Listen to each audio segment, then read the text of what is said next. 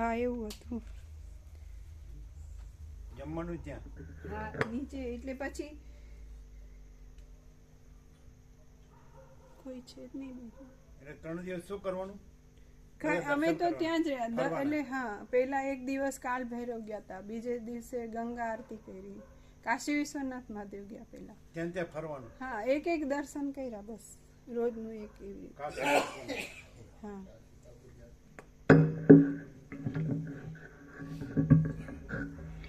ઓમ ઓમ ઓમ ઓમ ઓમ ઓમ ઓમ.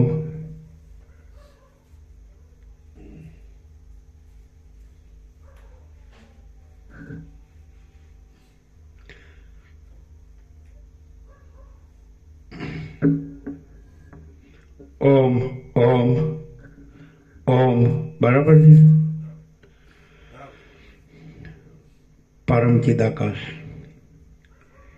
પરમ જ્યોતિ, અખંડ જ્યોતિ, મહાચિદાકાશ, સ્વયં પ્રકાશ, સંપૂર્ણ પ્રકાશ, પૂર્ણ બ્રહ્મ, અનંત તેજ ઘન, અનંત ચિત ઘન, પરમાકાશ, કેવલ, અનંત, શુદ્ધ, તેજ ઘન, પરમાકાશ, અખિલ આત્મા, પૂર્ણ બ્રહ્મ, પરમાત્મા, પરમ ચિદાકાશ, પરમ જ્યોતિ, અખંડ જ્યોતિ, અનંત, પૂર્ણ, પરમ ચિદાકાશ, પરમ શાંતિ, स्वयं सिद्ध, स्वयं प्रकाश, स्वयं पूर्ण,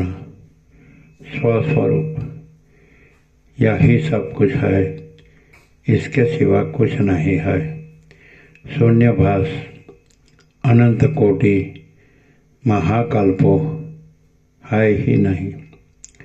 महाचिदाकाश, स्वयं प्रकाश, संपूर्ण प्रकाश, महाचिदाकाश ज्योति, अनंत, अखंड, अभेद, महाचिदाकाश ज्योति, महातत्व, महासामान्य, महाचिदाकाश, स्वसंवेद्य, सहज निर्विकल्प, महाचिदाकाश, परम कैवल्य, परम शांति, परम चिदाकाश, अनंत, पूर्ण, निरपेक्ष, सत, अनंत, संपूर्ण, अपरिघ, निर्भ्रांत, निरपेक्ष, वशिष्ठ राम, निर्वाण, वशिष्ठ राम वैराग्य प्रकरण राउंड 41मो राउंड।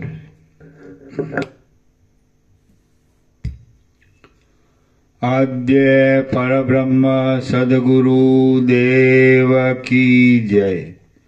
ओम श्री परमात्मने नमः। सद्ग्रंथों में शिरोमणि श्री योग वासिष्ठ महारामायण वैराग्य प्रकरण सर्ग 9मो पेज नंबर 18। 19 કરતા સવારે? ના 18 સવારે 19 બોલ્યા હતા તો પણ આ બાકી જ છે નહીં? સર્ગ 9મો બાકી જ છે। પૂરો થઈ ગયો? હા 19મો બરોબર। સર્ગ 10મો રામની સ્થિતિ પેજ નંબર 19મો। આ 10મા સર્ગમાં દ્વારપાળોએ અને રામના અનુચરોએ દશરથ રાજાની પાસે રામની સ્થિતિનું નિવેદન કર્યાની કથા કહેવામાં આવશે। વાલ્મીકી બોલ્યા, વશિષ્ઠે એ પ્રમાણે કહ્યું એટલે દશરથ રાજા મનમાં હર્ષ પામ્યા અને તેમણે લક્ષ્મણની સાથે પુત્ર રામને બોલાવવા સારું આજ્ઞા કરી। દશરથ બોલ્યા, ઓ દ્વારપાલ, વિશ્વામિત્ર મુનિનું ધર્મ સંબંધી કાર્ય નિર્વિઘ્ને સંપાદન કરવા માટે તું વીર અને સત્ય પરાક્રમવાળા રામને લક્ષ્મણ સહિત અહીં તરત બોલાવી લાવ. એ પ્રમાણે રાજાએ મોકલેલો દૂત દ્વારપાળ અંતઃપુરમાં આવેલા રામના મંદિરે ગયો. તુરત રામના અનુચરોની સાથે તે પાછો આવ્યો અને રાજાને આ પ્રમાણે કહેવા લાગ્યો, હે દેવ, હે પોતાના બે હાથથી સગળા શત્રુઓને મસળી નાખનારા, બિલાયેલા કમળમાં બેઠેલા ભ્રમરની પેઠે રામ તો પોતાના આવાસમાં અત્યંત ઉદાસ થઈને બેઠા છે. એક તરફથી તે કહે છે કે હું આ ઘડીએ આવું છું, પણ બીજી તરફથી તો કોઈ વિચારમાં ડૂબી જાય છે અને મનમાં મૂંઝાઈને કોઈની પાસે ઊભા રહેવાને ઈચ્છતા નથી. એ પ્રમાણે દ્વારપાળે કહ્યું એટલે દશરથ રાજે રામના સર્વ અનુચરોને આશ્વાસન આપ્યું અને અનુક્રમથી પૂછ્યું કે રામ શું કરે છે અને કેવી સ્થિતિમાં છે. રાજાએ આ પ્રમાણે પૂછ્યું એટલે ખેદ પામેલા રામના અનુચરે રાજાને આ વચન કહ્યા, હે દેવ, આપના પુત્ર રામનું શરીર ખેદને લીધે કરમાઈ ગયું છે, તેથી અમે પણ ખેદ પામીને દુબળા થઈ ગયા છીએ. કમળ સરખા નેત્રવાળા રામ જ્યારથી બ્રાહ્મણોની સાથે તીર્થયાત્રામાંથી પાછા આવ્યા છે ત્યારથી તે આજ દિવસ સુધી તે મનમાં કચવાયા કરે છે. અમે ઘણા યત્નથી પ્રાર્થના કરીએ છીએ ત્યારે રામ કરમાયેલા મોઢે પોતાના દિવસ સંબંધી કાર્યો કદી કરે છે અને કદી નથી પણ કરતા.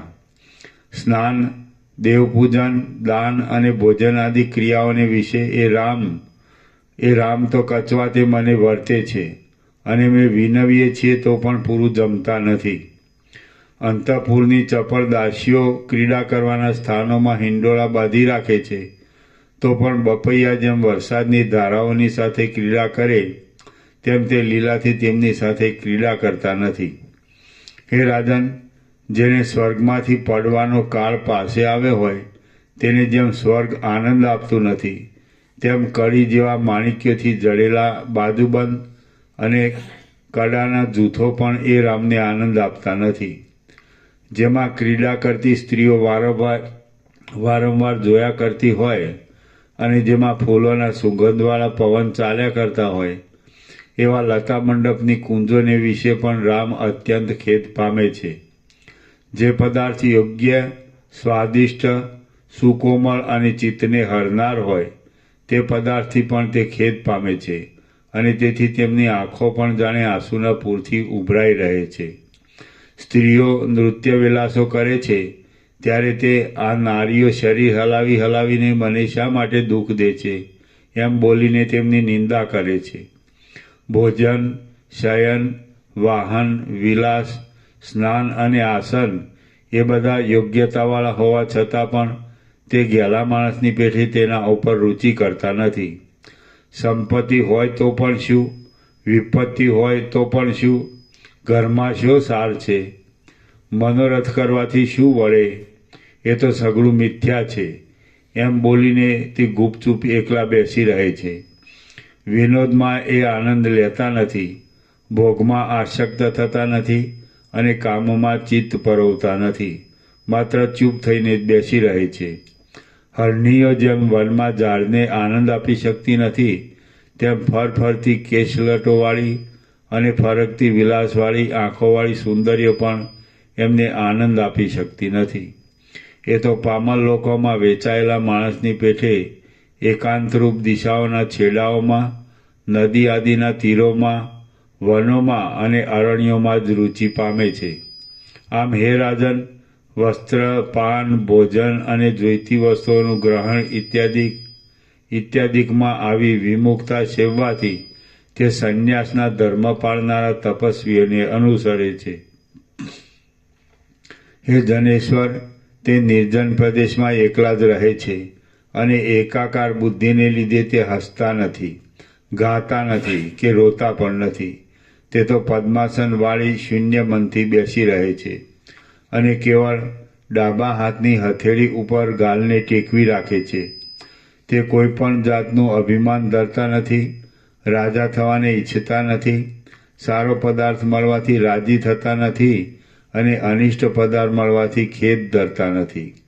એ પોતે શી રીતે ચાલે છે, શું કરે છે, શું માગે છે, કોની ચિંતા કરે છે, કેમ આવે છે, કયો નિયમ રાખે છે, કોને અનુસરે છે, એ વિશે અમે કશું જ જાણતા નથી.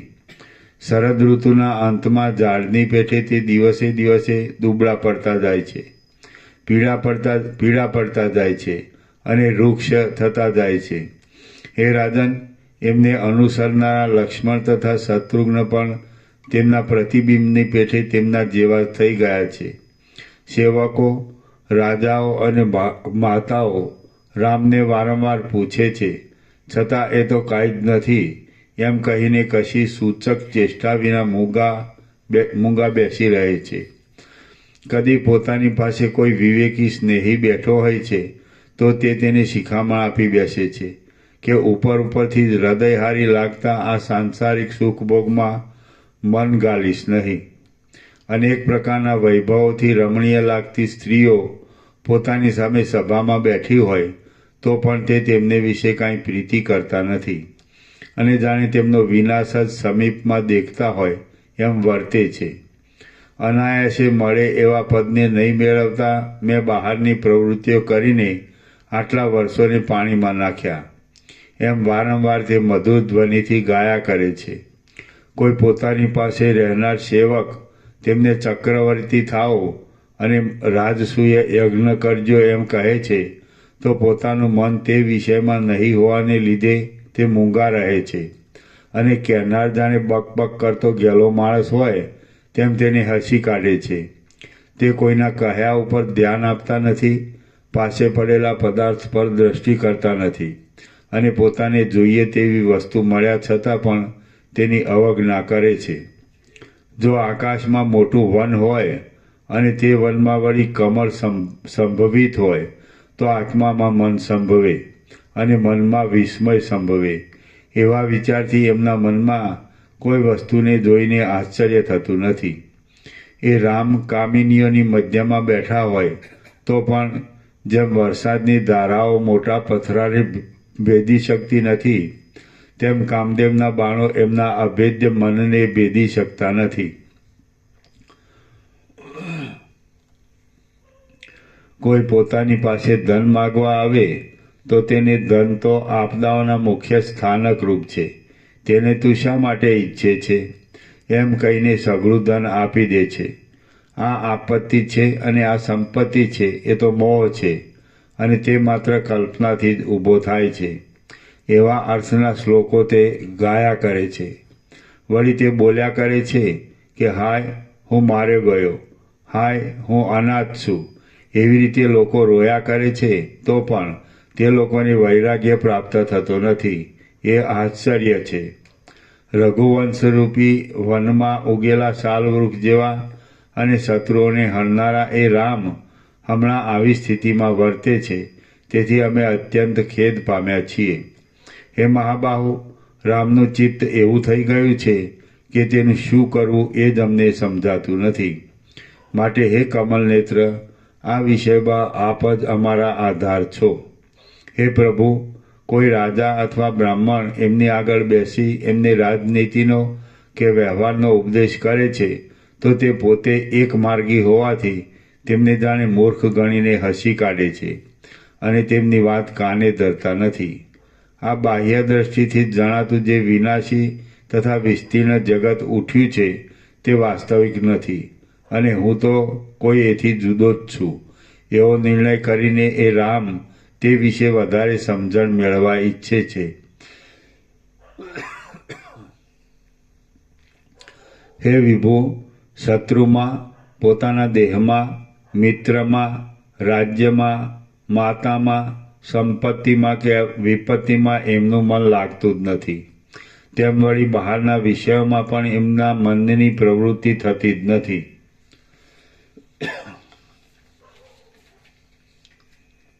એમને સ્વાધીન વિષયો પર રુચિ નથી, પરાધીન વિષયોની આશા નથી, કોઈ વસ્તુની ઈચ્છા નથી અને છતાં એમને મનને વિશ્રાંતિ મળતી નથી. એ પોતે વિવેકી છે તેથી એમને મૂઢ કહી શકતા નથી, અને એમને વિશ્રાંતિ મળી નથી, તેથી મુક્ત પણ કહી શકતા નથી. આથી અમે બહુ સંતાપ પામ્યા કરીએ છીએ. ધનનું શું કામ છે? માતાઓનું શું કામ છે? રાજ્યનું શું કામ છે? અથવા ઉદ્યમનું શું કામ છે? એમ મનમાં નિશ્ચય કરીને તે જાણે મરવાની જ વાટ જોતા હોય તેમ દેખાય છે. વરસાદ રોકાઈ જવાથી જેમ બપૈયો ઉદ્વેગ પામે, તેમ રામ ભોગ, આયુષ્ય, રાજ્ય, મિત્ર, પિતા અને માતા વિશે અત્યંત ઉદ્વેગ પામ્યા કરે છે. આ પ્રમાણે આપના પુત્ર ઉપર ઘણી શાખાઓના વિસ્તારવાળી વિપત્તિ આવી પડી છે. માટે આપે દયા કરીને તે વિપત્તિને ઉખેડી નાખવાની પ્રવૃત્તિ કરવી જોઈએ. હે પ્રભુ, રામનો આવો સ્વભાવ થઈ જવાને લીધે સઘળા વૈભવવાળી આ વિસ્તીર્ણ સંસારરૂપી ઝાડ તેમને ઝેર જેવી પ્રતિકૂળ લાગે છે. એના નીચે ટિપ્પણી છે. શ્રી રામના અનુચરોએ શ્રી રામની જે અવસ્થાનું વર્ણન કર્યું છે તેવી અવસ્થા પ્રાપ્ત થયા વિના, અર્થાત હૃદયમાં વિષય વૈરાગ્ય પ્રગટ્યા વિના સત્શાસ્ત્રનું શ્રવણ, તત્વ સાક્ષાત કરવામાં સમર્થ થતું નથી. આ પૃથ્વી, હે પ્રભુ, રામનો આવો સ્વભાવ થઈ જવાને લીધે સઘળા વૈભવોવાળી આ વિસ્તીર્ણ સંસારરૂપી ઝાડ તેમને ઝેર જેવી પ્રતિકૂળ લાગે છે. આ પૃથ્વી ઉપર એવો મહાશય કોણ મળે કે જે રામને રાજ્ય સંબંધી યોગ્ય વ્યવહારમાં નાખવાને સમર્થ થાય? જેમ સૂર્ય અંધારું મટાડીને જગતમાં પોતાના પ્રકાશકપણાને સફળ કરે છે, તેમ એ મહાત્મા એ રામના મનમાં રહેલા સઘળા દુઃખદાયી મોહને મટાડીને કોણ પોતાના ઉપદેશકપણાને સફળ કરે? શ્રી યોગવાસિત મહારામાયણમાં વૈરાગ્ય પ્રકરણનો રામની સ્થિતિ નામનો સર્ગ 10મો સમાપ્ત. સર્ગ 11મો. રામનું દશરથ રાજાએ કરેલું સાંત્વન. આ 11મા સર્ગમાં વિશ્વામિત્રની આજ્ઞાથી સભામાં આવેલા રામનું દશરથ રાજાએ આશ્વાસન કર્યાની તથા પીડા આદિનું કારણ પૂછ્યાની કથા કહેવામાં આવશે. વિશ્વામિત્ર બોલ્યા, હે મહાવિચક્ષણ અનુચરો, જો એમ હોય તો જેમ મૃગો પોતાના યુથપતિને લઈ આવે તેમ તમે તરત રઘુનંદન રામને અહીં લઈ આવો. રઘુપતિ રામને આ જે મોહ થયો છે તે કોઈ જાતની આપત્તિઓથી કે કોઈ જાતના રોગથી થયો નથી, પણ તે વિવેક અને વૈરાગ્યને લીધે થયો છે. એ મોહ નથી પણ બોધ જ છે, અને તેનું ઉત્તમ ફળ આવશે. રામ અહીં તરત આવે એટલે જેમ પવન પર્વત ઉપરના વાદળાને દૂર કરી નાખે છે, તેમ અમે તેમના મોહને તરત જ દૂર કરી નાખીશું. મોહ યુક્તિપૂર્વક દૂર કરવામાં આવશે એટલે તે રામ અમારી પેઠે સર્વોત્તમ પદમાં વિશ્રાંતિ પામશે.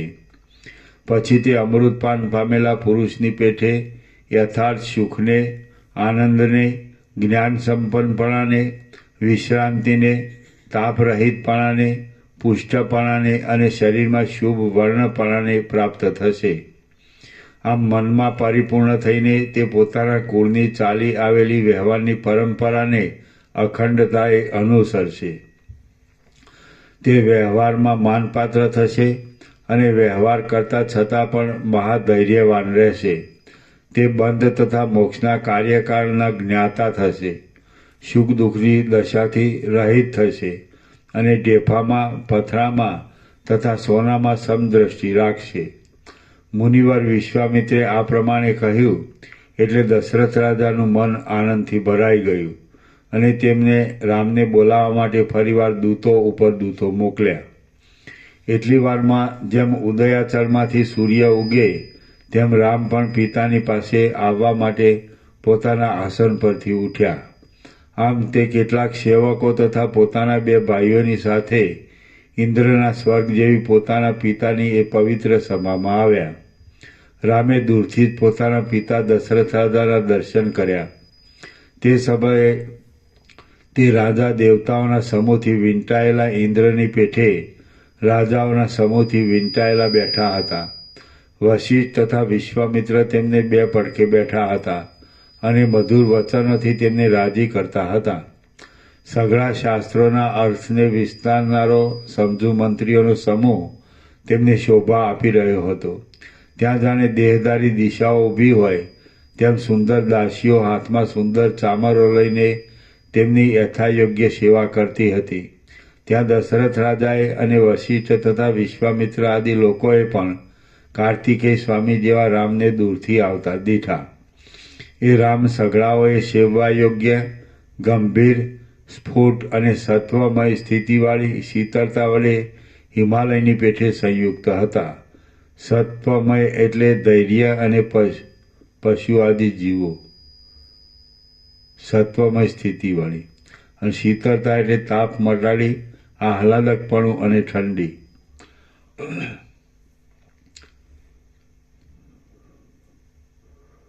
એ રામ સઘળાઓએ સેવવા યોગ્ય, ગંભીર, સ્ફુટ અને સત્વમય સ્થિતિવાળી શીતળતા વડે હિમાલયની પેઠે સંયુક્ત હતા.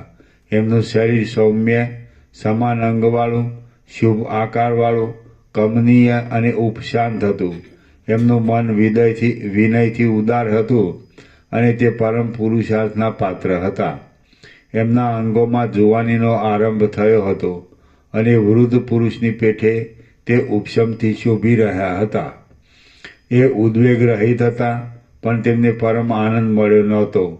વૈરાગ્યને લીધે એમના મનોરથો ઘણું કરીને પૂર્ણ સ્થિતિમાં હતા. સંસારની સર્વ ગતિઓનો એમણે વિચાર કર્યો હતો અને પવિત્ર ગુણના એ નિવાસરૂપ હતા. જાણે સઘળા સદ્ગુણો કોઈ મહાશય પુરુષમાં રહેવાના એકમાત્ર લોભથી એમનામાં જ આવીને વસ્યા હતા. કોઈ રીતે ક્ષોભ નહીં પામતી વૃત્તિને લીધે એ પોતાના સર્વોત્તમ અંતઃકરણને ઉદાર, આર્ય અને ભરપૂર દેખાડતા હતા. એમણે પહેરેલા હાર અને વસ્ત્રો મંદ હાસ્યની ઝાંખીથી બહુ સ્વચ્છ લાગતા હતા. આવા અનેક ગુણોથી ભરેલા રઘુવર રામે ધરતીકંપથી ડોલી રહેલા મેરુ પર્વતના જેવી શોભાવાળા અને ચળકતા ચૂડામણીના સુંદર કિરણોવાળા પોતાના મસ્તક વડે દૂરથી જ પ્રણામ કર્યા. હજી તો મુનિન્દ્ર વિશ્વામિત્ર રામને વિશે બોલતા જ હતા તેટલી વારમાં કમળ સરખા નેત્રવાળા રામ પિતાના ચરણમાં પ્રણામ કરવા સારું પોતે જ આવી પહોંચ્યા. ઉદારચિત્ત રામ પ્રથમ પિતાને, પછી માન્ય પુરુષોએ સન્માનેલા બે મુનિઓને, પછી બીજા બ્રાહ્મણોને, પછી બંધુઓને અને તે પછી ગુરુ લોકોને પગે લાગ્યા. ત્યારે રાજા લોકોએ એમને એકાએક પ્રણામો કર્યા. તે એમણે ક્યારેક દ્રષ્ટિથી, ક્યારેક જરાક નમાવેલા મસ્તકથી, તો ક્યારેક વાણીથી સ્વીકાર્યા. પછી દેવ જેવા સોહામણા અને લાભ તથા અલાભમાં મનની સમાન સ્થિતિવાળા એ રામને બંને મુનિઓએ આશીર્વાદ આપ્યા અને તે પછી તે પોતાના પવિત્ર પિતાની સમીપ ગયા. આમ રામ પિતાના ચરણમાં અભિવંદન કરવા લાગ્યા એટલે તરત જ દશરથ રાજાએ તેમનું માથું સૂંઘ્યું અને તેમને વારંવાર ચુંબન કર્યું.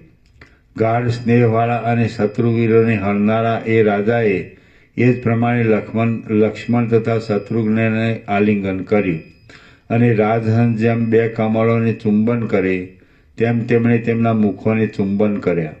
હે પુત્ર, મારા ખોળામાં બેસો, એમ દશરથ રાજા બોલે તેટલી વારમાં તો સેવકે પૃથ્વી પર પાથરેલા એક વસ્ત્ર ઉપર રામ બેસી ગયા. પછી દશરથ રાજાએ તેમને નીચે પ્રમાણે વચન કહ્યા. રાજા બોલ્યા, હે પુત્ર, તું વિવેકી છે અને વળી અનેક શુભ ગુણોના પાત્રરૂપ છે. માટે તારે મૂર્ખની પેઠે શિથિલ બુદ્ધિથી તારા આત્માને ખેદને સ્વાધીન કરવો ન જોઈએ. તારા જેવાએ તો વૃદ્ધો, વિપ્રો અને ગુરુઓનું કહેલું કરવું જોઈએ. પુણ્યપદ એમ જ સાંપડે છે અને મૂંઝાયા કરવાથી તે મળતું જ નથી. હે પુત્ર, જ્યાં સુધી મોહને પ્રસરવાનો અવકાશ આપવામાં આવે નહીં ત્યાં સુધી જ આપત્તિઓ દૂર રહે અને કદાચ પાસે આવે છે તો પોતાનું કામ કરી શકતી નથી. વશિષ્ઠ બોલ્યા, હે રાજકુમાર, હે મહાબાહુ, તમે સુરા છો અને ભારે દુઃખદાયી તથા મુશ્કેલીથી જીતી શકાય એવા વિષયરૂપી શત્રુઓને પણ તમે જીતી લીધા છે. તો પછી અજ્ઞાનીઓને જ યોગ્ય એવા આ અનેક તરંગોથી ભરેલા અને ભારે જડતાવાળા મોહરૂપી સમુદ્રમાં તમે કેમ અવિવેકીની જેમ ડૂબકા ખાઓ છો? જડતાવાળા નીચે છે ઠંડી અને આવરણ. વિશ્વામિત્ર બોલ્યા, હે રામ, હે ચલાયમાન નીલકમલોના સમૂહ સરખા નેત્રવાળા, તમારા ચિત્તની ચપળતા છોડી દઈને તમે કહો કે તમે શા કારણથી મૂંઝાઓ છો? જેમ ઉંદરો ઘરને બગાડી નાખે છે તેમ ચિંતા તમારા મનને બગાડી નાખશે. તો તમને તે ચિંતાઓ કયા કારણથી થઈ છે? કયો મનોરથ સિદ્ધ થાય તો તે ચિંતા દૂર થાય એમ છે? તે કેટલીક છે? તે કેવી છે અને ક્યાં રહી છે? જેને કષ્ટ પડ્યું હોય અથવા જે દરિદ્ર હોય તેને ચિંતાઓ થવાનો સંભવ છે, પણ હું ધારું છું કે તે ચિંતાઓ તમને પ્રાપ્ત થવી સંભવિત નથી. તમારા પિતાના પ્રભાવને લીધે તમારી વિપત્તિઓ દૂર થઈ જાય એમ છે, એટલે તેમનો પ્રતિકાર કરવાનું તમારે માથે આવે એમ નથી. એટલું જ નહીં, પણ તમે સર્વ પ્રકારના સૌભાગ્યથી પૂર્ણ છો, માટે તમારી પાસેથી તે પોતાની મેળે દૂર રહેવી જોઈએ. હે નિષ્પાપ, તમારા મનમાં જે અભિપ્રાય હોય તે તમે જટ કહો. તમને જે જોઈતું હશે તે સઘળું મળશે, એટલે ચિંતાઓ ફરીવાર તમારા મનનું ભેદન કરશે નહીં. બુદ્ધિમાન વિશ્વામિત્રે આ પ્રમાણે યોગ્ય વસ્તુનો પ્રકાશ પાડનારા તાત્પર્યવાળા વચનો કહ્યા. એટલે તે સાંભળી રઘુવંશના કેતુ સમા રામે પોતાનું કાર્ય સિદ્ધ થવાનું અનુમાન કર્યું. આ પ્રમાણે મોર જેમ મેઘની ગર્જના સાંભળીને વરસાદ પડવાનું અનુમાન કરે છે અને ખેદને છોડી દે છે, તેમ એ રામે પણ પોતાનો ખેદ છોડી દીધો. શ્રી યોગવાસિષ્ઠ મહારામાયણમાં વૈરાગ્ય પ્રકરણનો રાઘવ સમાશ્વાસન નામનો સર્ગ 11મો સમાપ્ત. સર્ગ 12મો ભોગની દુઃખરૂપતા, વિષયોની અસત્યતા અને સંપત્તિની અનર્થરૂપતા. આ 12મા સર્ગમાં ભોગનું દુઃખરૂપપણું, વિષયાદિનું અસત્યપણું અને સંપત્તિઓનું અનર્થરૂપપણું કહેવામાં આવશે. વાલ્મીકી બોલ્યા, મુનિવરે એ પ્રમાણે પૂછ્યું એટલે રામ આશ્વાસન પામ્યા, અને તે જાણે પૂર્ણ અર્થના ભારથી ધીરે ચાલતું હોય એવું આ સુંદર વચન બોલ્યા. રામ બોલ્યા, હે ભગવાન, હું તો અજ્ઞાની છું, પણ આપે પૂછ્યું છે એટલે હું મારો સઘળો અનુભવ આપની આગળ કહું છું. મહાત્માના વચનનું ઉલ્લંઘન કોનાથી થાય? હું આ મારા પિતાના ઘરમાં જન્મ્યો. જન્મ પછી અનુક્રમે મોટો થયો. મોટો થયા પછી વિદ્યા બન્યા પછી ઘરમાં રહ્યો. પછી હે મુનિનાયક, ઘરમાં રહ્યા પછી સદાચારમાં તત્પર થઈ હું તીર્થયાત્રા કરવા સારું સમુદ્ર પર્યંત પૃથ્વીમાં ફર્યો. એટલા કાળમાં સંસાર ઉપરથી આસ્થા ઉઠાડી દે એવો વિવેક મારા મનમાં ઉત્પન્ન થયો. મારું મન વિવેકથી વ્યાપી ગયું, એટલે પછી ભોગમાં રાગ વગરની થયેલી બુદ્ધિથી હું પોતે આ પ્રમાણે વિચાર કરવા લાગ્યો. અરે રે, આ સંસાર સંબંધી જે સુખ છે તે શું છે? કાંઈ નથી. આ સંસારના વિસ્તારમાં લોકો મરવા માટે જ જન્મે છે અને જન્મવા માટે જ મરે છે. આ સ્થાવર જંગમરૂપ જે ભોગો છે તે બધા અસ્થિર છે, મોટી આપદારૂપ છે, પાપરૂપ છે અને વૈભવ હોય ત્યાં સુધી જ રહેનારા છે. એ પદાર્થો લોઢાની સળીઓ પેઠે પરસ્પર સંબંધ વગરના છે, તો પણ કેવળ પોતાના મનની કલ્પનાથી તેઓનો સંબંધ કરવામાં આવે છે. આ સઘળું વિસ્તીર્ણ જગત પણ મનને અધીન જ જોવામાં આવે છે. મન જેવી કલ્પના કરે તેવું પ્રતીત થનારું આ સઘળું જગત પણ મનને અધીન જ જોવામાં આવે છે, અને તે મન ખોટું હોય એમ જણાય છે. આમ છતાં આપણે શા માટે મોહ પામીએ છીએ? અરે, આ કષ્ટની વાત છે કે જેમ વનમાં મૂળ મુગલાઓ ઝાંઝવાના ખોટા જળથી ઘણે દૂર સુધી ખેંચાય છે, તેમ આપણે હૈયા ફૂટા પણ આ સંસારમાં ખોટા વિષયોથી ખેંચાઈએ છીએ. આપણને કોઈએ વેચ્યા નથી, તે છતાં આપણે વેચાયા જેવા થઈને રહ્યા છીએ. અને આ કાંઈ ઇન્દ્રજાળ જેવું છે. અને આ કાંઈ ઇન્દ્રજાળ જેવું છે એમ જાણતા છતાં પણ આપણે સગળા મૂઢ બની રહ્યા છીએ. આ પ્રમાણે પ્રપંચોમાં શો સાર છે? બાકી આ તો આપણે બંધાયા છીએ એમ અમસ્તા જ મોહથી માની બેઠા છીએ. ભોગો તો એવા જ અભાગ્યા છે, તેમણે આપણને બંધન છે એમ મનાવી દીધું છે. અહો, આ તો ઘણે કાળે જાણવામાં આવ્યું કે મૂળ મુરઘલાઓ જેમ ખાડામાં પડે છે તેમ આપણે પણ નિરર્થક જ મોહરૂપી ખાડામાં પડ્યા છીએ. હું કોણ છું? આ દ્રશ્ય પદાર્થો શી વસ્તુ છે? શા માટે તે આવેલા છે? મારે રાજ્યની અને ભોગોની સાથે શો સંબંધ છે? જે ખોટું છે તે ખોટું જ છે. ખોટાની સાથે કોઈને કાંઈ લાગતું વળગતું જ નથી. હે બ્રહ્મન, આ પ્રમાણે વિચાર કરતાં કરતાં જેમ વટે માર્ગુને નિર્જળ ભૂમિમાં અરુચિ થાય તેમ મને સઘળા પદાર્થોમાં અરુચિ થઈ છે. તો હે ભગવાન, હવે મને આપ કહેશો કે ઇન્દ્રજાળ જેવું આ જગત શા કારણથી ઉત્પન્ન થાય છે, શા કારણથી વધે છે અને શા કારણથી પાછું નાશ પામે છે? જગતમાં જન્મ, જરા, મરણ, સંપત્તિ અને વિપત્તિ આદિ અનેક અનર્થો વારંવાર પ્રકટ થાય છે, તિરોહિત થઈ જાય છે અને વળી પાછા વધે છે. જુઓ, પવન જેમ પહાડ ઉપરના વૃક્ષોને ઢીલા કરી નાખે છે તેમ એ સર્વ તુચ્છ ભોગોએ અમને જર્જરિત કરી નાખ્યા છે. જેમ 25મું પાનું, છેલ્લો ફકરો. હમણાં આવ્યા?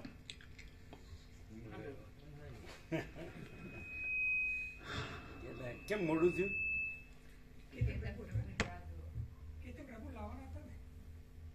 ઓહ, લાવ્યા? માપનું આવ્યું? Double XL? મીડિયમ અને સિંગલ એક્સેલ, ડબલ એક્સેલ હશે ને? 44 या 46 હશે? સ્મોલ પછી મીડિયમ પછી લાર્જ પછી એક્સેલ ડબલ એક્સેલ એ તો સૌથી મોટું કહેવાય. આટલું મીડિયમ એટલે સ્મોલ પછી નો સ્મોલ પછી મીડિયમ એક્સેલ ના મીડિયમ એમ સાઈઝ મીડિયમ સ્મોલ પછી મીડિયમ આવે પછી એક્સેલ આપો એટલે બરાબર આયા?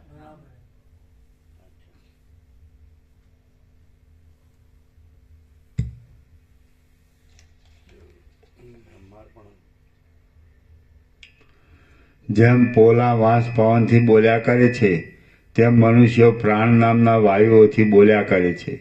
તેઓ જો કાંઈ પુરુષાર્થ ન કરે તો તેમને વ્યર્થ અને જળ જેવા સમજવા જોઈએ. જેમ જૂનું ઝાડ પોતાની બખોલમાં રહેલા ઉગ્ર અગ્નિથી તપી જાય તેમ હું પણ આ દુઃખ શી રીતે ટળે એ ચિંતાથી તપી ગયો છું.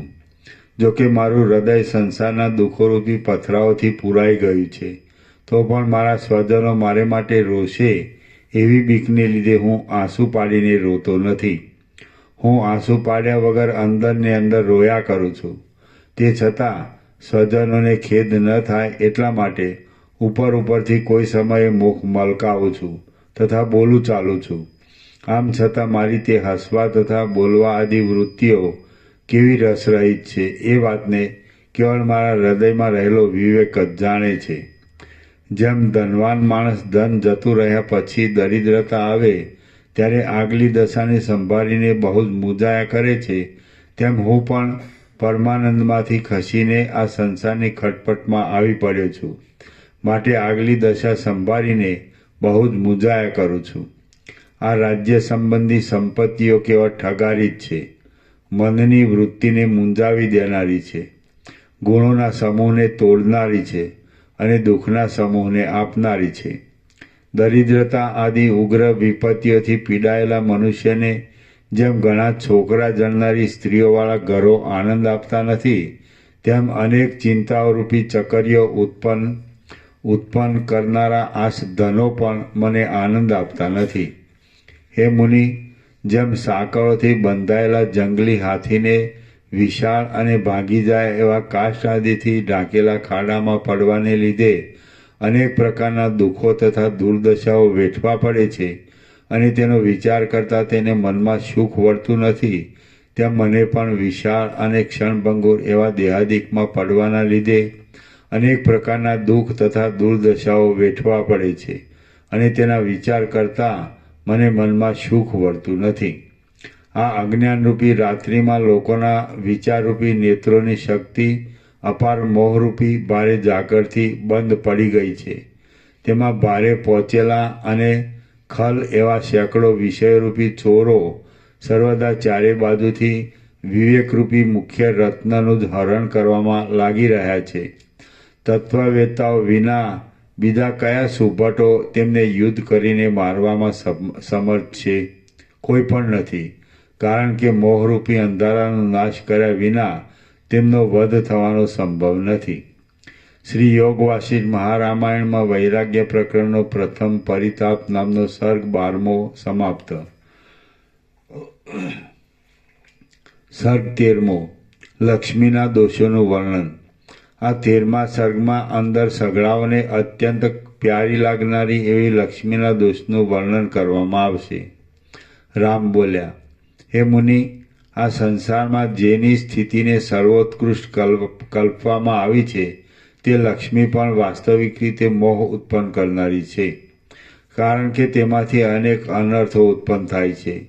જેમ વર્ષા ઋતુમાં નદી બહુ જ ઉછળતા મલિન અને જળ કરી નાખે એવા અનેકાનેક મોટા તરંગોને ધારણ કરે છે, તેમ લક્ષ્મી પણ બહુ જ ઉછળતા મલિન અને જળ કરી નાખે એવા રાગદ્વેષાદિક અનેકાનેક મોટા તરંગો ધારણ કરે છે. લક્ષ્મીને ચિંતાઓરૂપી ઘણી દીકરીઓ ઉત્પન્ન થાય છે અને તે નદીઓની લહેરોની પેઠે બહુ જ આડા વલણોવાળી અને ચંચળ હોય છે. પગમાં અગ્નિના તણખાથી દાઝી ગયેલી કોઈ અભાગણી સ્ત્રી જેમ એક ઠેકાણે પગલું નહીં રાખતા કઢંગી રીતે આમ તેમ દોડ્યા કરે છે, તેમ અભાગણી લક્ષ્મી પણ એક ઠેકાણે પગ માંડ્યા વિના કઢંગી રીતે ચારે બાજુ દોડ્યા કરે છે. દીવાની શિખાની પેઠે લક્ષ્મી પોતાના એક ભાગને સ્પર્શ થવાથી પણ ભારે બળતરા ઉત્પન્ન કરે છે અને પોતાની અંદર વિનાશરૂપ કાજળને ધરી રહે છે. રાજાની પ્રકૃતિની પેઠે તે મૂઢ છે અને કષ્ટપ્રાય છે. ગુણ અવગુણનો વિચાર કર્યા વિના જ તે પાસે રહેનારા જે કોઈના પર ચડી જાય છે તે ગુણ અવગુણનો વિચાર કર્યા વિના જ તે પાસે રહેનારા જે કોઈના પર ચડી જાય છે. જેમ દૂધ પાવાના કાર્યોથી અનેક સર્પોના વેગનો વિસ્તાર થાય છે, તેમ પાપ કાર્યો કરવાથી પાપોના વેગનો વિસ્તાર થાય છે. એવા પાપ કર્મો કરવાથી જ લક્ષ્મી વિસ્તાર પામે છે. જ્યાં સુધી વાયુએ ટાઢને કઠિન ના કરી હોય ત્યાં સુધી તે ટાઢ શીતળ અને કોમળ સ્પર્શવાળી લાગે છે.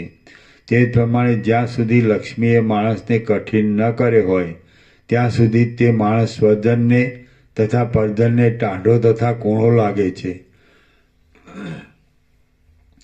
જેમ ધૂળની મુઠ્ઠી ગમે તેવા ઉત્તમ મણિઓને પણ મેલા કરી નાખે છે, તેમ લક્ષ્મી વિચક્ષણ, શૂર, કૃતજ્ઞ, ઉદાર અને કોમળ માણસોને પણ મલિન કરી નાખે છે. હે ભગવાન, ઝેરી લતાની પેઠે લક્ષ્મી સુખ માટે નહીં પણ દુઃખ માટે જ વધે છે. રક્ષણ કરવાથી તે અંતે વિનાશ જ લાવે છે. ધનવાન છતાં લોકોની નિંદાને પાત્ર ન થયેલો, શૂરવીર છતાં બકવાદ નહીં કરનારો અને સમર્થ છતાં સમદ્રષ્ટિ રાખનારો એ 3 પુરુષો અતિ દુર્લભ છે. આ લક્ષ્મી અનેક દુઃખરૂપી સર્પોની કમળોનો નાશ કરનારી તે રાત્રિરૂપ છે. દુઃખોરૂપી વિષમ તથા ગહન ગુફારૂપ છે અને ગાઢ મોહરૂપી ગજેન્દ્રની વિંધ્યાચળની તળેટી રૂપ છે. સત્કાર્યરૂપી કુમુદો રાત્રિ વિકાસી કમળોને ચાંદની રૂપ છે. સૃષ્ટિરૂપી દિવીને વંટોળિયા રૂપ છે અને સુદ્રષ્ટિરૂપી દિવીને વંટોળિયા રૂપ છે અને અનેક વિકારોરૂપી કલ્લોલોની તે નદી રૂપ છે. તે ભ્રાંતિના ગંધર્વનગર રૂપ છે. ખેદરૂપી ઝેરને વધારનારી છે. વિકલ્પરૂપી ધાન્યના ખેતર રૂપ છે અને ખેદ સહિત ભયને ઉત્પન્ન કરનારી સર્પિણી રૂપ છે. વૈરાગ્યરૂપી લતાઓને તે હિમરૂપ છે. રાગદ્વેષ આદિ ગુવડોને તે રાત્રિરૂપ છે. વિવેકરૂપી ચંદ્રને તે રાહુની દાઢ રૂપ છે અને સૌજન્યરૂપી કમળને ચાંદની રૂપ છે. ઇન્દ્રધનુષ્યની પેઠે તે ચપળતા ભરેલા અનેક રંગોથી મનને હરનારી છે. વીજળીની પેઠે ઉત્પન્ન થઈને તે ચપળતાથી તરત જતી રહેનારી છે અને જળનો આશ્રય કરનારી છે. ચપળતામાં તે વનના નોળિયા કરતાં પણ અધિક છે. તે નીચ કુળના લોકોની પાસે ભરાઈ રહેનારી છે અને ઉનાળાના ઝાંઝવાના પાણી કરતાં પણ તે વધારે ઠગનારી છે. પાણીની લહેરની પેઠે તે કોઈ સ્થળમાં ક્ષણ માત્ર પણ એક રૂપે રહેતી નથી. દીવાની જ્યોતિની પેઠે તે ચંચળ છે અને અચાનક દુર્દશામાં નાખનારી છે. યુદ્ધમાં ઉત્સાહ ધરાવનારા પુરુષોરૂપ હાથીઓના ટોળાને તે સિંહણની પેઠે તોડી પાડનારી છે અને ખડગની ધારની પેઠે તે ટાઢી, તીખી તથા તીક્ષ્ણ હૃદયવાળાઓનો આશ્રય કરનારી છે. પરાયા ધનોને લઈ લેવાની ઈચ્છાવાળી અને ગુપ્ત રૂપે નીચ ચિંતાઓને છુપાવી રહેલી એ અભાગની લક્ષ્મીથી હું દુઃખ વિના બીજું કાંઈ પણ ફળ દેખતો નથી. અરે રે, અલક્ષ્મીરૂપ સૌખ્ય, અલક્ષ્મીરૂપ શોક તેને દૂર હટાવી મૂકે છે તો પણ તે નિર્લજ્જ, તે અને નફ્ફટ લક્ષ્મી તે જ દરિદ્ર માણસને સદા આદર સાથે આલિંગન કરે છે. કોઈ આડમાં ઉત્પન્ન થયેલી અને અનેક સર્પોના શરીરોથી વીંટાયેલી ફૂલવેલની પેઠે એ લક્ષ્મી ઉપરથી મનોહર હોવાને લીધે ચિત્તની વૃત્તિને ખેંચે છે. સાહસથી મળે એવી છે અને ક્ષણભંગુર છે. શ્રી યોગ વાસિષ્ઠ મહારામાયણમાં વૈરાગ્ય પ્રકરણનો લક્ષ્મી નિરાકરણ નામનો સર્ગ 13મો સમાપ્ત. સર્ગ 14મો મૂર્ખના જીવિતની નિંદા. આ 14મા સર્ગમાં મૂર્ખનું જીવિત, યૌવન તથા આયુષ્ય કે જે વ્યાધિ, રોગ તથા જરાથી ઘેરાયેલું અને કામ આદિએ મલિન કરેલું હોય છે તેની નિંદા કરવામાં આવશે. રામ બોલ્યા, હે મુનિ, આવરદાતો પાંદડાના ખૂણાની અણી પર લટકી રહેલા એક જળબિંદુ જેવો ક્ષણભંગુર છે. રામ બોલ્યા, હે મુનિ, આવરદાતો પાંદડાના ખૂણાની અણી પર લટકી રહેલા એક જળબિંદુ જેવો ક્ષણભંગુર છે. ગેલાની પેઠે તે સમય વગર જ બિચારા શરીરને છોડીને ચાલતો થાય છે. વિષયરૂપી સર્પોના સંગથી જેમનું ચિત્ત પૂરું જર્જરિત થઈ ગયું છે અને જેમને આત્માનો પૂર્ણ વિવેક પ્રાપ્ત થયો નથી, એવા લોકોને તો આયુષ્ય કેવળ પરિશ્રમના કારણરૂપ છે. પરંતુ જેમણે જાણવા યોગ્ય વસ્તુને જાણી લીધી છે અને જેઓ અપરિચ્છિન્ન પદમાં વિશ્રાંતિ પામ્યા છે તેમને આયુષ્ય સુખદાયી થાય છે અને તેમને લાભાલાભ સમાન જ લાગે છે. હે મુનિ, દેહાદિક આત્મા છે એવો અમે નિશ્ચય કરી બેઠા છીએ. તેથી સંસારરૂપી વાદળાની વીજળીના સમૂહરૂપ આયુષ્યમાં અમને સુખ મળતું નથી. કદાચ વાયુને વીંટી શકાય, આકાશને તોડી શકાય અને તરંગોને પણ ગૂંથી શકાય, પણ આ આયુષ્યનો કદી વિશ્વાસ રાખી શકાય નહીં. શરદ ઋતુના વાદળાની પેઠે અલ્પજીવી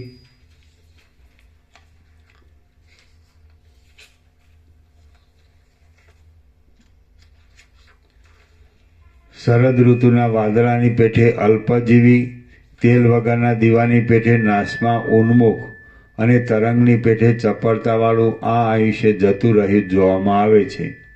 તરંગને, પ્રતિબિંબના ચંદ્રને, વીજળીના સમૂહને અને આકાશના કમળને કદી પકડી રાખવાની આશા રાખી શકું, પણ આ અસ્થિર આયુષ્યને પકડી રાખવાની આશા તો હું કદી રાખી શકું નહીં. તૃષ્ણાતુર મૂઢ માણસો વ્યર્થ આયુષ્યને લાંબુ કરવા ઈચ્છે છે. ખચ્ચરી જેમ ગર્ભ ધારણ કરીને દુઃખને નોતરે છે, તેમ એ મનુષ્ય પણ એ ઈચ્છા કરીને દુઃખને જ બોલાવે છે. હે બ્રહ્મન, આ ભવભટકણમાં આ જે કાયારૂપી વેલો છે તે સૃષ્ટિરૂપ સમુદ્રના જળના ફીણ જેવો જ છે. માટે મને આમાં જીવવું ગમતું નથી.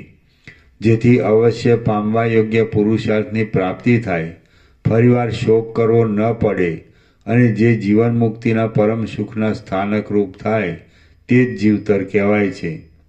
ઝાડ પણ જીવે છે અને મૃગો તથા પક્ષીઓ પણ જીવે છે, પરંતુ જેનું મન તત્વજ્ઞાનને લીધે તુચ્છરૂપ થઈ ગયું છે તે જ સાચો જીવે છે. જગતમાં જન્મેલા જે પુરુષોને ફરીવાર જન્મનો ભય મટી જાય છે તેમનું જીવવું સફળ છે. બીજા પુરુષોનું જીવવું તો ગરડા ગધેડાના જેવું છે. અવિવેકીને શાસ્ત્ર પણ ભારરૂપ છે. વિષયોમાં રાગવાળાને જ્ઞાન પણ ભારરૂપ છે. અશાંતને મન પણ ભારરૂપ છે. અને આત્માને નહીં જાણનારને શરીર પણ ભારરૂપ છે.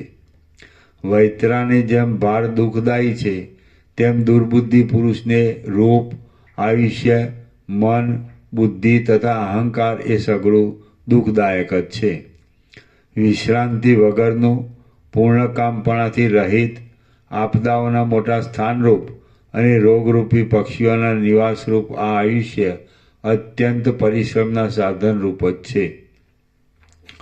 જેમ ઉંદર નિત્યના પરિશ્રમથી કાયર થયા વિના નિરંતર ધીરે ધીરે જૂના ખાડાને અત્યંત ખોદ્યા જ કરે છે, તેમ કાળ પણ નિત્યના પરિશ્રમથી કાયર થયા વિના નિરંતર આયુષ્યને અત્યંત ખોદ્યા જ કરે છે. દરમાં રહેનારા અને ઝેરથી બાળી નાખનારા ભયંકર સર્પો જેમ વનના વાયરાને પીધા કરે છે, તેમ શરીરરૂપી દરમાં રહેનારા અને ઝેરના જેવી બળતરા દેનારા ભયંકર રોગો પણ આયુષ્યને પીધા કરે છે. તુચ્છ, નિરંતર રજને જરતા અને અંદર રહેનારા ગુણ નામના ક્રૂર કીડાઓ જેમ જૂના ઝાડને કાપ્યા કરે છે, તેમ નિરંતર તુચ્છ, લોહીપરુ આદિને જરતા અને અંદર રહેનારા રોગ આદિ ક્રૂર દુઃખો શરીરને કાપ્યા કરે છે. બિલાડો જેમ ઉંદરને તરત ગળી જવા સારું તેના ઉપર ઉત્કંઠાભેર નિરંતર ટાપ્યા કરે છે, તેમ મૃત્યુ પણ આયુષ્યને તરત ગળી જવા સારું તેના ઉપર ઉત્કંઠાભેર નિરંતર ટાંપ્યા કરે છે. જેમ બહુ ખાનારો માણસ અન્નને જીર્ણ કરી નાખે છે, તેમ ગંધ આદિ ગુણોવાળી અને સાર વગરની વૃદ્ધાવસ્થારૂપ વેશ્યા શરીરને અશક્ત કરી જીર્ણ કરી નાખે છે. જેમ સજ્જન થોડા દિવસમાં દુર્જનને ઓળખી કાઢે છે અને તેને પ્રીતિરહિત થઈને છોડી દે છે, તેમ યૌવન પણ થોડા દિવસમાં જ શરીરને ઓળખી કાઢે છે અને તેને પ્રીતિરહિત થઈને છોડી દે છે. જેમ ઝાર પુરુષ રૂપ ઉપર તાક્યા કરે છે, તેમ દુઃખ, જરા અને મરણનો મિત્ર એવો કાળ પણ નિત્ય આયુષ્ય ઉપર તાક્યા કરે છે. સ્થિરપણાએ તથા સુખદાયીપણાએ સર્વદા છોડી દીધેલું ગુણરહિત અને મરણના પાત્રરૂપ આયુષ્ય જગતમાં જેવું અત્યંત તુચ્છ છે તેવું બીજું કાંઈ પણ અત્યંત તુચ્છ નથી.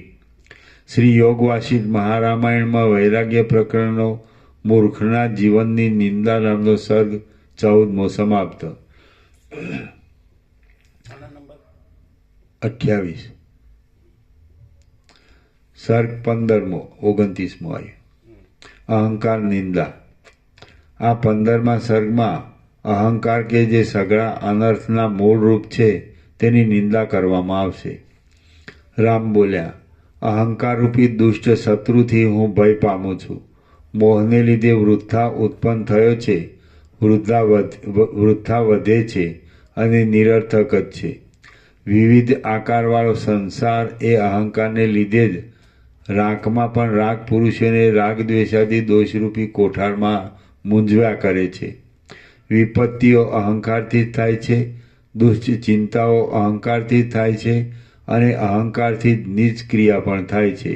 માટે અહંકાર જ મારો રોગ છે. હે મુનિ, એ અહંકાર મારો લાંબા કાળનો વેરી છે. તેને લીધે જ હું ખાતો નથી અને પાણી પણ પીતો નથી. તો પછી ભોગોને તો કેમ જ ભોગવું? પારધીની જેમ અહંકારરૂપી દોષ મનમોહક જાળ પાથરે છે. સંસારરૂપ રાત્રિ જેમ લાંબી છે, તેમ મનમોહક માયા પણ લાંબી છે.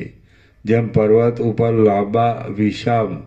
લાંબા વિષમ અને મોટા ખેરના ઝાડો ઉગે છે, તેમ એ અહંકારથી જ લાંબા, વિષમ અને મોટા એવા જે તે દુઃખો ઉત્પન્ન થાય છે.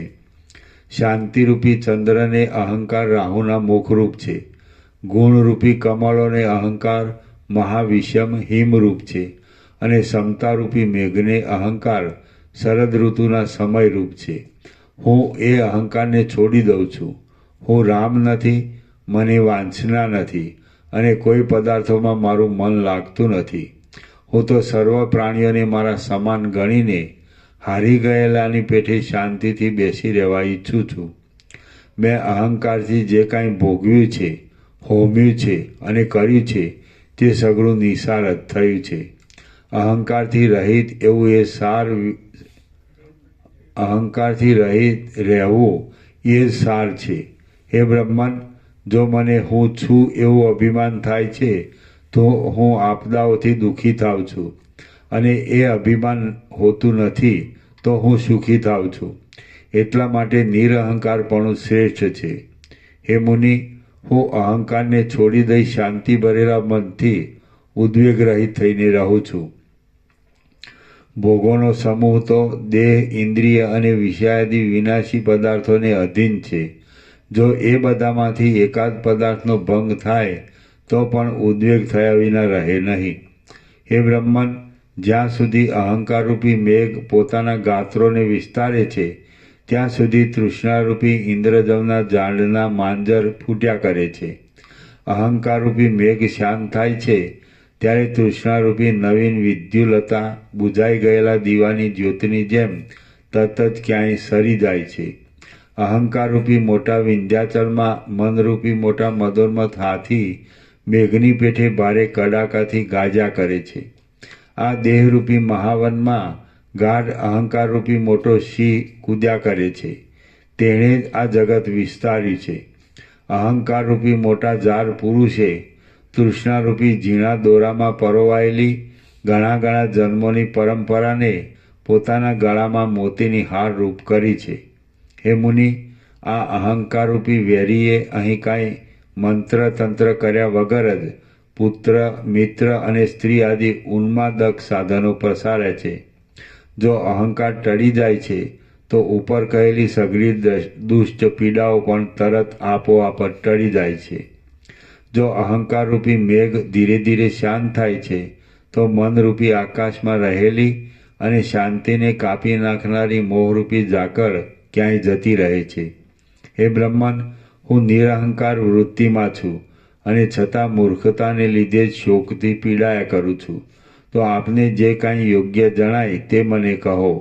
હે મહાનુભાવ, હૃદયમાં રહેલું અહંકારરૂપી લાંછન સઘળી આપદાઓના સ્થાનરૂપ છે, ધ્રુવપથથી વિરુદ્ધ છે, શાંતિ આદિ ઉત્તમ ગુણોને દૂર રાખનાર છે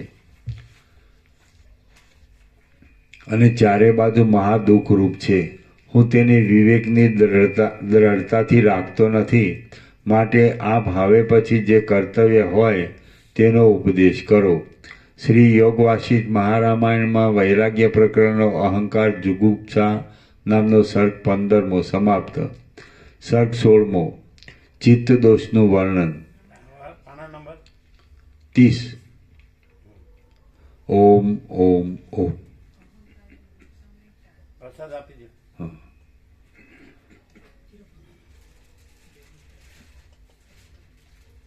ચાલશે.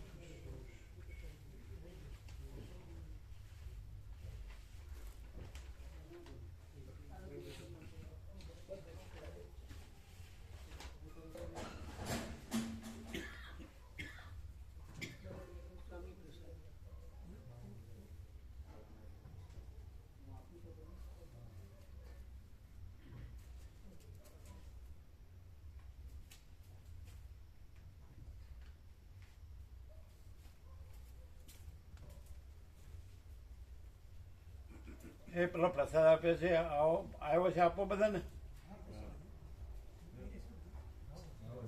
પ્રસાદ લાવો કોથળીઓ આપો કોથળીઓમાં આપો એક મોટી કોથળી ભરી ના પડે ત્યાં બધા બધા બધા ઘરોમાં આપશે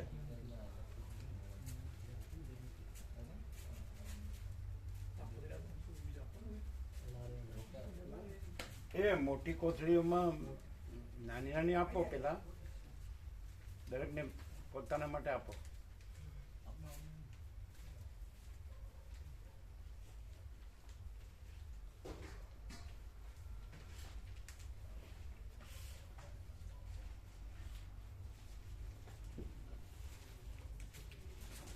એ ત્યાં એ લોકો 20 ઘરોમાં આપે છે 2 મોટી કોથળીમાં આપો ને બધી આઈટમ ત્રણ કોથળીમાં 3 આઈટમ આપો ઉભા થતા નથી ને એને ક્યાં ખબર 3 મોટી કોથળી આપો પહેલા તો આ લોકોને આપી દો વ્યક્તિગત તો આપી દો બધી આઈટમ આપો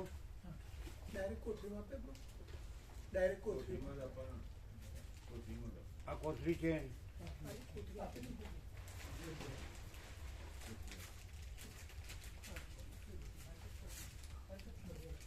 એ ઓછું નહીં આપતા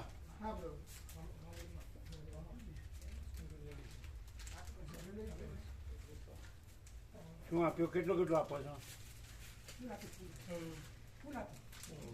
આપ્યો ને આખા ઘરમાં થઈ રહે છે આપો બરોબર હા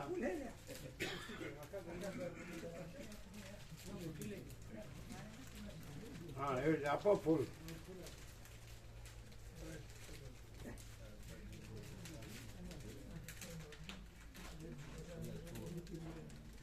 એનું કલેવર જોઈને આપવું પડે કલેવર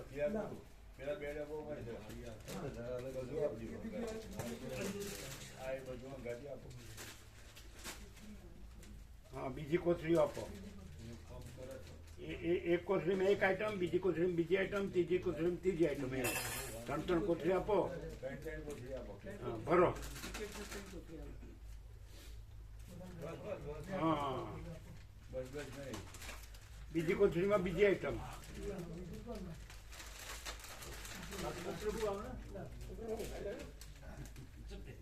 એ કોથળી ભરી બરોબર હર્ષદ પ્રભુ ઓછું આપ્યું કાકા પ્રભુ મામા પ્રભુ ઓછું આપ્યું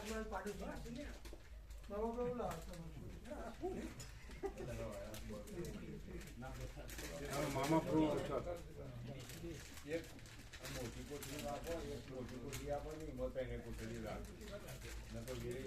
એવું બરોબર એ તમારી પૂંઠ અમને નું દેખાડો હા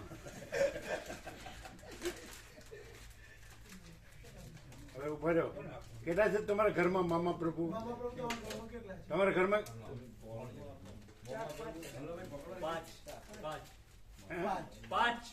5 મૂકો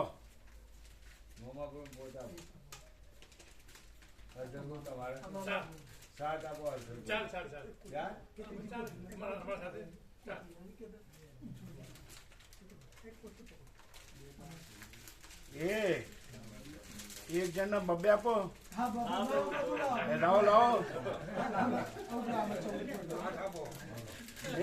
બીજા 5 મૂકો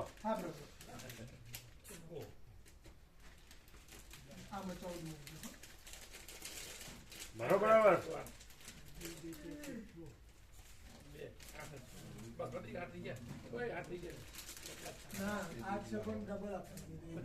ચાર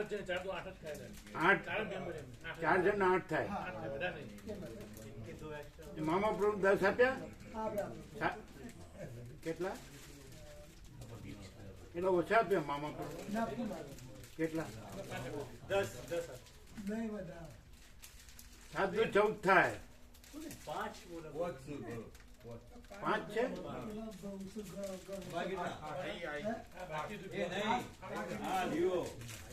એ ઓછા નહીં આપતા એક જણ 2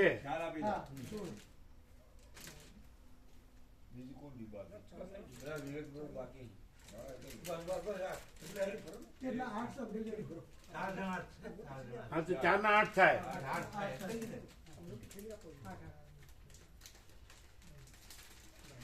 આ બધું ખાઈને હુઈ જાવ તો ઊંઘ આવે.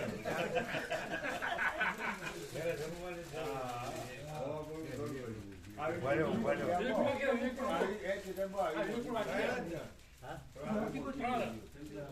એ આમાં સફરજન આપ્યું, બીજું શું છે? બીજું શું આપ્યું? એ બીજો પ્રસાદ શું આપ્યો? સફરજન. પછી બીજું એકલું સફરજન, મોસંબી. એ એમને ફૂલ આપ્યું. રામજી પ્રભુ મેના મળી બધાનું આપ્યું. પેલા તો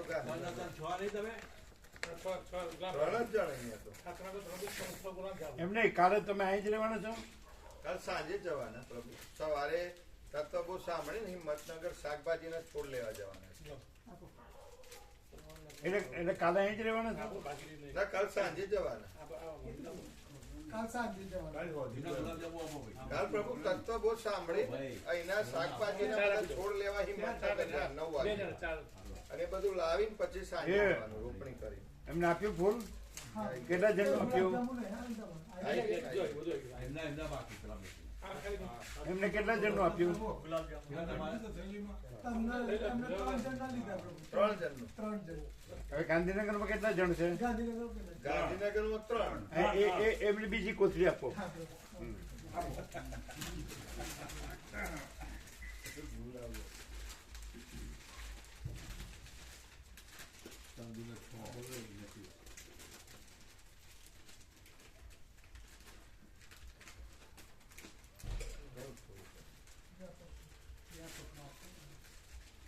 હા બસ, બીજી કોથળી ભરજો.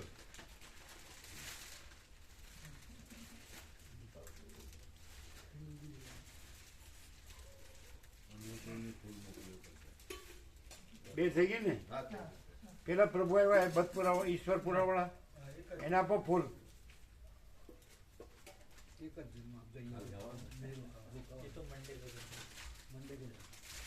એ એક જણને જેટલું અપાય એટલું આપો. ના, એને કાલે જવાનું છે ને? સોમવાર સુબહ. એટલે સોમવાર સુધી બગડે?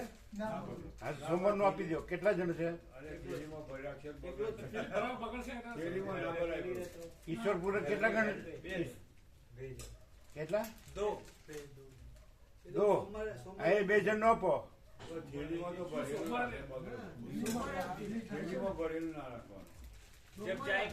સારું, જાઓ ત્યારે લઈ જજો. બરાબર. અત્યારે એમનું એકલા નું આપો.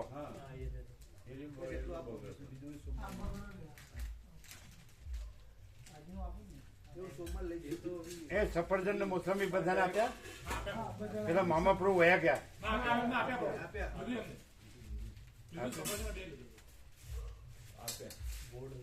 એમાં રમકડા મૂકવા જાય છે? ક્યાં?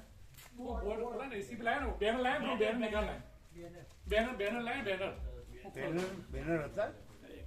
बाकी है ना, एक बाकी था लाने का.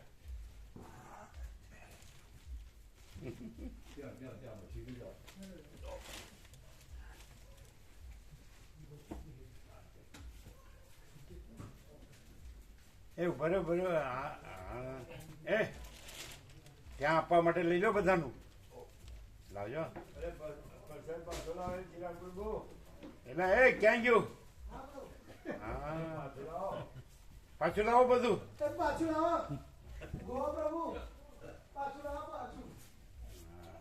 અમદાવાદી હરામજાદ.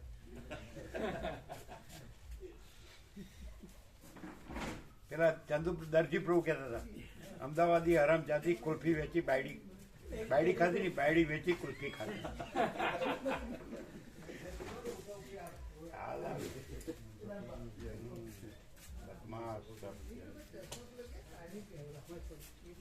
ઈશ્વરની કુટીર કેમ રહ્યું? અમે ઈશ્વર ઈશ્વરની ઠેકાણા વગરનું ના અમે ત્યાંથી પાછા વળી ગયા. હા, પણ ત્યાં તો હતા ને તમે હા, ત્યાં હતા. ફૂલ ફૂલ ફૂલ આનંદ મંગળ એવું ફૂલ આનંદ મંગળ એ નાની નહીં મોટી બધા 20 જણને આપવાની આનંદ ભવન બધાના માટે જેટલા ભાવિકો આવે બધા માટે હા પેલા ઘડિયાળી અત્યારે જૈન બધાને આપી દેવાની ઘડિયાળી પ્રભુ અને દિલીપ પ્રભુ કેટલા 20 જણ છે કેટલા છે 20 25 કેટલા સાંભળો કેટલા ઘર છે ઘણા. ના ના 20 એક તો હોય છે 20 ભાઈ તો આવે 20 ભાઈ તો થઈ જાય હવે 20 ભાવિક નું આપી દો અને જીરાપુર 20 ભાવિકનું આપી દે. એટલે સાંભળો 20 ભાવિક નું આપી દો તમારું લીધું લઈ લો પેલા તમારું લઈ લો તમારે તો લ્યો પીવાના વાળી દેવાનું હે વાળી તો બપોર પર હા તો લઈ લો બધાનું તમારા ઘરમાં કેટલા છે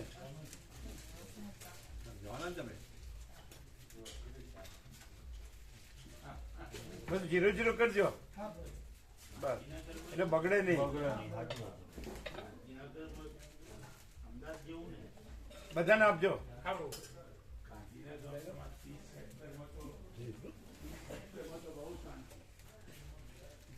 એવી રીતે સાંભળો તમારા ને વસ્ત્રાલના 2 ભાગ કરજો 0-0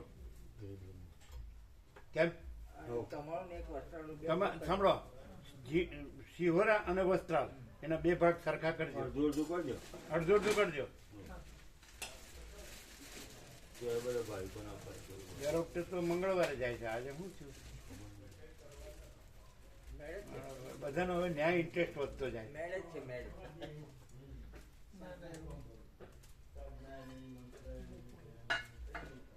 ત્યાં ઈશ્વરની કુટીર તમે કોની હારે હર્ષદ પ્રભુ હારે ગયા હા ત્યાંથી હર્ષદ પેલી કુટીરે નહીં ગયા હોય ખેતરની કુટીરે અમે ગયા નહોતા ગયા. અમે બીજી ખેતરવાળી તત્વ કુટીરે નહોતા ગયા સીધા હર્ષદ પ્રભુને લોકો આવતા હતા ને એમની સાથે આવી ગયા.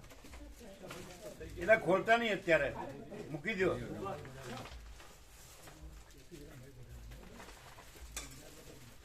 ત્યાં ત્યાં કેવું એમ લાગે બધો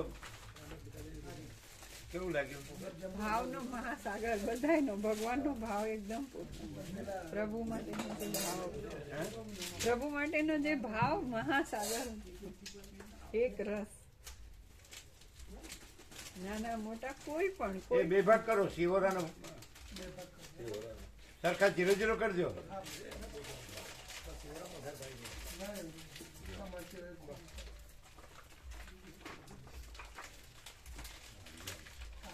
આ તો બધા લીધું છે ને એ આ બાકી છે ને કોણ એ બપોર લીધા હતા. दोपहर में प्रसाद में लिया सब लिया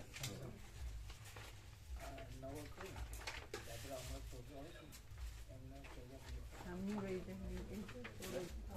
સોમવાર લઈ જાય. 0-0 કરજો 2 સરખા ભાગ કરજો એ દિલીપ પ્રભુને બપોર સોમવાર લઈ જવાનું ચાલુ કીધું. થોડી વાર થોડુંક અત્યારે જ લઈ લો ને તમારી સાથે રાખી દો. કોને જવાનું છે દિલીપ પ્રભુને એ પ્રભુ કીધું ને સોમવારે આપવાનું પછી 0-0 સિલિગ્રુમ જવાનું છે કિરીટ પ્રભુ કી જેને આપી દો હા એ જ તો અત્યારે એ પેલા કિરીટ પ્રભુ જવાનું છે એનું આપી દો આપી દો. સોમવાર લઈ જવાનું. થઈ ગયા બરાબર જો ના બરાબર બસ ભાઈ વધારે લે એ કિરીટ પ્રભુ આપી દો ઓય આપ્યું ખાલી એમને કેટલા જણનું આપવાનું છે 3 2 2 જણનું આપી દો 2 જણનું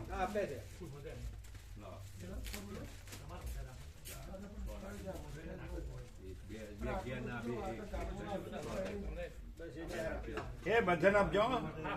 એ શિવરામ બધાને આપજો વધારે હોય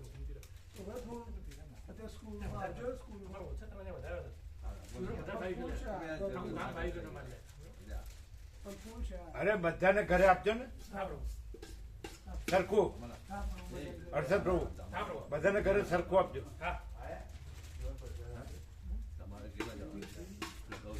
એ 0-0 કરજો તપેલી ઉટકાઈ જાય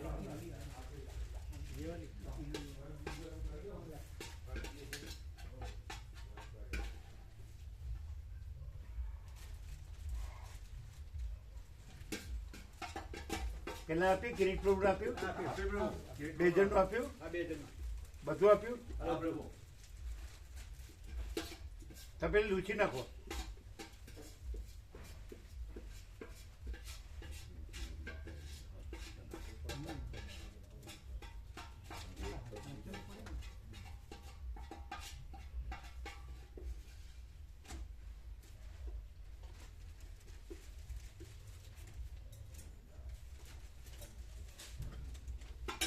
એ પેલું ત્યાંથી લાવ્યા હતા શિવરાથી, એ લાવ્યા, એ ડબ્બો લાવ્યા, આ બધાને આપ્યો, બધાને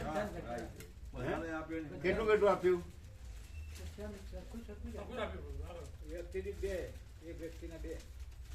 શિવરા વાળું એ નહીં શિહોરા વાળું સાચું બોલતા નથી. એ શિવરા વાળું કેટલું કેટલું આપ્યું? 8 આપ્યા હતા બધાને, 8 પીસ. બધાને પેલા 8 પીસ આપ્યા અને પછી બાજુ બધી અમને અડધું આપ્યું. અહીંયા અમને 4 પીસ આપ્યા અને શિયોરામાં પાછું શિયોરાનું આપ્યું. એ અડધું શિયોરાનું આપ્યું મેં. શિયોરામાં અડધું શિયોરાનું આપ્યું બચ્યું. દરેક ને વ્યક્તિગત કેટલું કેટલું આપ્યું? 8 પીસ બધાને. હા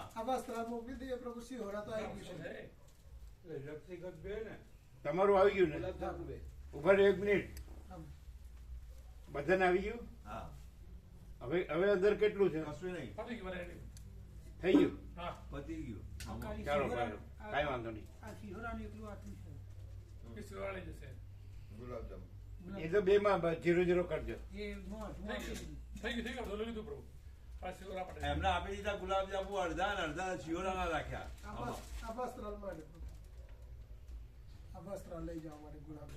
એટલે આમાં છે હજુ. આ શિયોરા. પણ ડબ્બો શિવરોનો ક્યાં જતો? શિવરોનો ડબ્બો એ કાલે જવાના છે ને, કાલે લઈ જશે ડબ્બામાં ત્યાં. પ્લાસ્ટિકમાં બગડી જાય પ્રભુ, એટલે કાલે આટલું છે. બગડશે ને એટલે કાલે લઈ લે છે. પ્લાસ્ટિકમાં બગડી જાય. ઉભાઈ જાય ને પાછું. ચિરાગ પ્રભુ કાલે લઈ જશે શિહોરાનું. ડબ્બામાંથી કાઢી લઈ જશે કાલે. ડબ્બામાંથી કાઢી લેવાનું. હા. ડબ્બો તો નવાનો છે.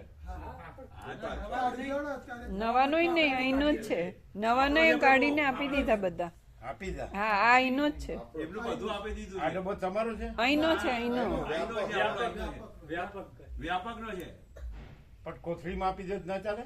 પાછા બગડી જાય પ્રભુ, તો કોથળી ભરાય ને. તારે કોથળી ભરાઈને મૂકી રાખવાનું ને એમને મૂકી રાખેલા બગડી જાય પ્રભુ. જાય એટલે કાઢી લેશે તો ડબ્બામાં ભલે રહે, બગડે નહીં. ભૂલી જાય. એમાં રાખવું છે? હા તો ભલે રહે, એની જાવ ત્યારે લઈ જશે. જા ત્યારે લઈ જશે. હા બસ ચાલો. એ હા બરાબર.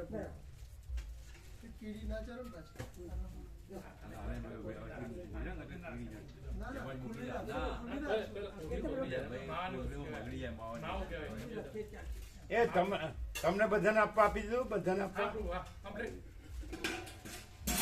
બધાનું આવી ગયું? હા, complete આવી ગયું પ્રભુ. અત્યારે જતા બધાને આપી જ દેવાનું. હા, એ તો હા. ફરી વળવાનું. હા. તમારે બધાનું આવી ગયું?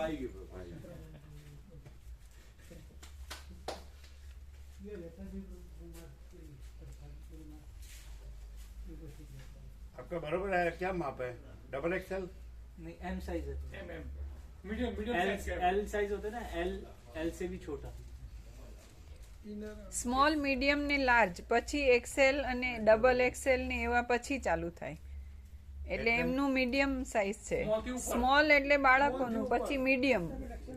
डबल एक्सएल नहीं? ના એ મોટે एक्सएल नहीं એનાથી નાનું. એક્સેલ થી નીચે લાર્જ ને લાર્જ થી નીચે મીડિયમ. આ મીડિયમ વાળા છે. તો પછી તમે લાવ્યા કેમ નાનું પડ્યું? એ મીડિયમ જ, પણ કંપની નો ફેર હશે કે આઈટમમાં ફરક હશે. वो बराबर नहीं था, वो लाए हो. हाँ वो बराबर, और ये बराबर है? ये बराबर. पहन के देखा? पहन के ये कमाल का है. तो बस કંપનીનો ફરક ફરક પડે. હા और कुछ चेंज, स्टैंडर्ड कंपनी का है. हाँ स्टैंडर्ड है. और कुछ चेंज भी किया, नीचे का दूसरा लिया है, जो दीना माता जी लाई थी उससे अलग दूसरी कंपनी का लिया है नीचे के लिए. वो वापस ले गया? हाँ वो वापस ले लिया. क्यों कल वेलू का एक प्रोग्राम था? ના એટલે પેલા બધા ઘરે આવે છે ને, બધા મૂકવા જાવ, બાલગોપાલ ને બધા આવે, માતાજી બધા ઘરે આવે છે. क्या મૂકવાનું? એ જે નોકરી કરે છે ને ત્યાં. કાલે જવાનું? હા બપોર પછી. બપોર પછી ત્યાં જવાનું? તો પછી આજે અચ્છા સોમવારે ચાલુ? હા સોમવારે અચ્છા સોમવારે અમારે બી પેલું રમત ગમતનું અઠવાડિયું હોય ને એ ચાલુ થાય છે એમને બધું કામ સોંપ્યું છે સોમવારે. તમારે સોમવારે એટેન્ડ કરવાનું. હા બરાબર. સ્પોટ વીક કે છે. અરવિંદ પ્રભુનો ફોન આવ્યો, બધા બહુ આનંદ આવ્યો. હે સિંહોરા બધાને બહુ આનંદ આવ્યો. અરવિંદ પ્રભુનો ફોન આવ્યો. કેવું કેમ બહુ એટલે કેવો ફૂલ બહુ ઓછા એવા રહી ગયા. શિવરાના તો બહુ થોડા જ હતા, ઘણા રહી ગયા. તમારે વથલ નહીં રહી ગયા. हाँ આજે ગયા હતા ને પ્રભુ પાછા ત્યાં સિંહોરા ગયા હતા ને शिवरा में गांव में गए थे ना, माँ की बात. आज गए थे ना गांव में शिवरा गांव में गए थे ना, माँ की बात करो. આજની વાત આજે બી શું કે છે? બધાને બહુ આનંદ આવ્યો કે પણ હા ખૂબ આનંદ આવ્યો. શું કહેતા હતા? કે એકદમ જ કે સ્વામીજી આવી ગયા, ખબર નથી કે કારણ કે પ્રસંગ હતો તો આજુબાજુના ગામના બી બધા આવ્યા હતા. Surprise visit. સરપ્રાઈઝ. ભગા પ્રભુ લઈ ગયા એમને ત્યાં, હા અને આ પ્રસાદ એમણે મોકલ્યો. હા પ્રભુ. એટલે પાછા આજુબાજુના ગામમાંથી બી આવ્યા હતા, પ્રસંગ હતો ને તો બી એ બધા દર્શન થયા. ઘણા હતા ભાઈ. એટલે ચૌધરી પટેલ પ્રભુના એને સરપ્રાઈઝ વિઝિટ હતી. હા. પછી મૂળજી પ્રભુ ત્યાં ગયા, નાની વાસણી. એ 4 દિવસથી વાત કરતા હતા ઘરે.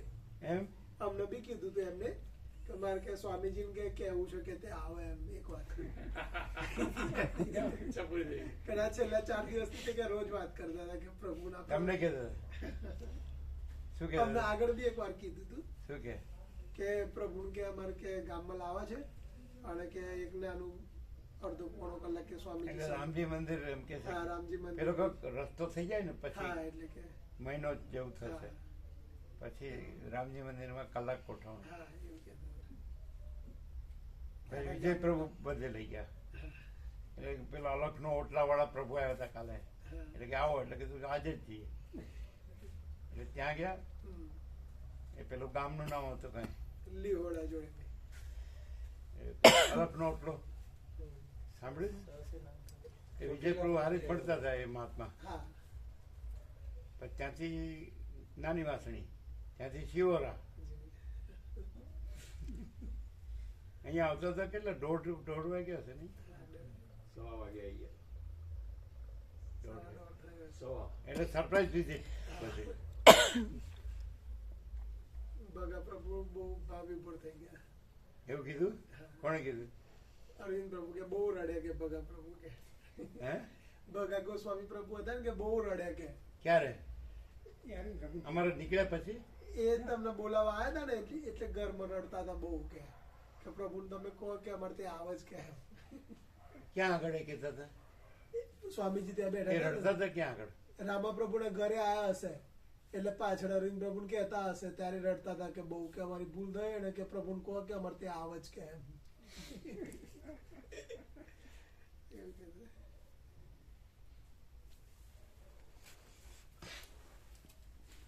અરવિંદ પ્રભુ કહેતા હતા હા, અરવિંદ પ્રભુ. પાછળ, એના ઘરની પાછળ. હા, એટલે ત્યાં ઘરે એમના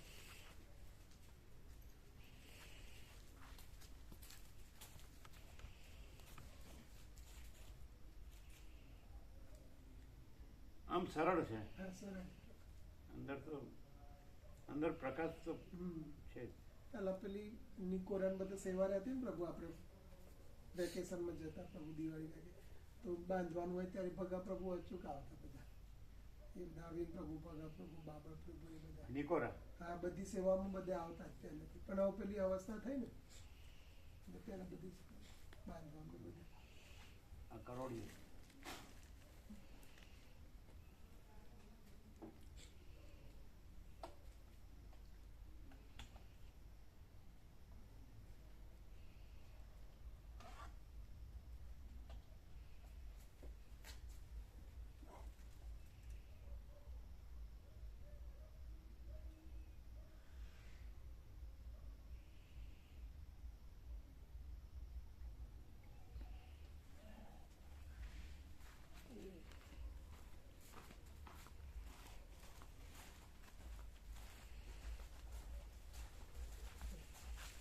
તો પછી એનો ડબ્બો લઈ જવો પડશે ને ભગા પ્રભુનો. હા એટલે એમાં જ આમનો ભરી દઈશું ને ગુલાબજાંબુ પેલા છે પેલા ડબ્બા અહીંયા આમાં નાખી દઈએ. અત્યારે જ આપી દો ને નાખીને. હા તે અત્યારે મૂક્યો છે હું બહાર એમની રાહ જોઈ રહ્યો છું. હા પ્રભુ લઈ લો. હા એટલે કોથળીમાં આપવાની બદલે ડબ્બામાં. ડબ્બો ભગા પ્રભુ હા પ્રભુ એમ લખેલો છે નામ. વાળો હા હા ખ્યાલ આવી ગયો. તે ડબ્બો એમને આપી દેજો. હા એમ આપી દેશું. બીજા નવા વાળું નથી ને કાંઈ? ના ના ના નવાનું બધું આપી દીધું તું બોલું બરાબર. કશું નથી.